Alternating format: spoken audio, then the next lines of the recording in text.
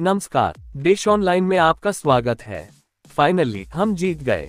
दिल्ली में अधिकारों को लेकर जैसे ही सुप्रीम कोर्ट का फैसला आया, आम आदमी पार्टी ने लगान के इस डायलॉग से अपनी खुशी जाहिर की। जी हां, केजरीवाल समेत पार्टी के नेता सुप्रीम कोर्ट के जजों को धन्यवाद दे रहे हैं। सीएम अरविंद केजरीवाल ने फौरन जनतंत्र की जीत हुई लिखते हुए ट्वीट किया। दरअसल केजरीवाल के लिए आज खुशी का मौका है।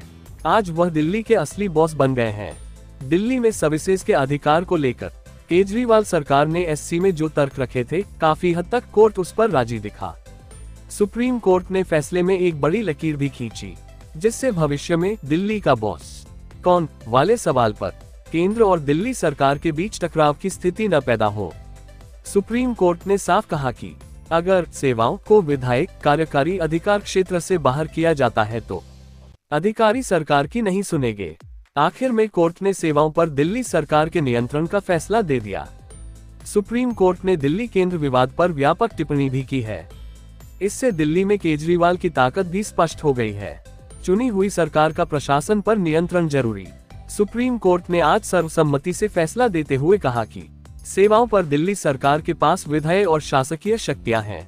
सुप्रीम कोर्ट के चीफ जस्टिस D.Y. चंद्रचूड़ की अगुवाई वाली संविधान पीठ ने कहा कि निर्वाचित सरकार का प्रशासन पर नियंत्रण जरूरी है। देश की सबसे बड़ी अदालत ने जस्टिस अशोक भूषण के 2019 के फैसले से सहमति भी नहीं जताई। तब जस्टिस भूषण के फैसले में कहा गया था कि दिल्ली के पास सेवाओं पर कोई अधिकार नहीं है। दिल्ली में अब अधिकारियों के ट्रांसफर पोस्टिंग का पूरा अधिकार केजरीवाल सरकार को मिल गया है।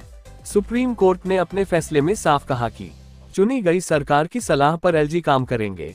अक्सर ये देखा जाता है कि दिल्ली सरकार आरोप लगाती है कि एलजी अपने हिसाब से फैसले ले रहे हैं और उसे साइडलाइन कर रहे हैं।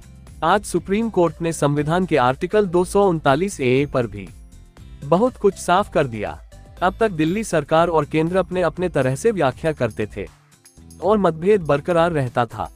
इसी आर्टिकल 239 में केंद्र शासित प्रदेशों के लिए अधिकार हैं और ये दिल्ली के लिए विशेष रूप से जोड़ा गया है। केंद्र का इस तरह से दखल नहीं।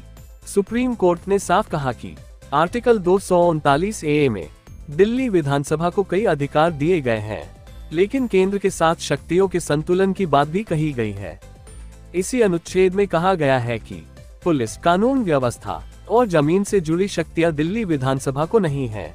कोर्ट ने दिल्ली और केंद्र के बीच स्थिति स्पष्ट करते हुए कहा कि कुछ विषयों पर केंद्र का नियंत्रण इस तरह से नहीं हो सकता कि दिल्ली का कामकाज प्रभावित हो।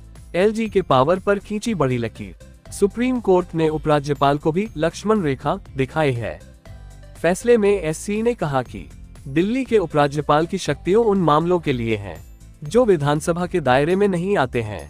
दिल्ली सरकार के तर्क को मानते हुए सुप्रीम कोर्ट ने कहा कि राज्य सरकार को अपनी सेवा में नियुक्त अधिकारी पर नियंत्रण ही नहीं होगा तो काम ठीक तरह से कैसे होगा। इस तरह से देखिए तो सुप्रीम कोर्ट ने दिल्ली सरकार के पावर स्पष्ट कर दिए हैं। साथ ही उपराज्यपाल को भी नसीहत दी गई है। फिलहाल के लिए अधिकारियों की पोस्टिंग और ट्रांसफर का अधिकार मिलने से दिल्ली में एक्शन भी देखने को मिल सकता है। सीएम केजरीवाल ने ट्वीट कर कहा, दिल्ली के लोगों के साथ न्याय करने के लिए माननीय सुप्रीम कोर्ट का तहे दिल से शुक्रिया।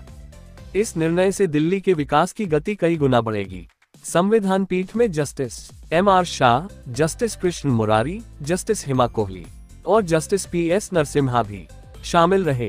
पीठ ने कहा कि लोकतंत्र और संघीय ढांचा संविधान की मूलभूत संरचना का हिस्सा है। दिल्ली में सेवाओं के नियंत्रण पर केंद्र और राष्ट्रीय राजधानी क्षेत्र सरकार की विधायी और शासकीय शक्तियों से जुड़े कानूनी मुद्दे की सुनवाई के लिए संविधान पीठ का गठन किया गया था।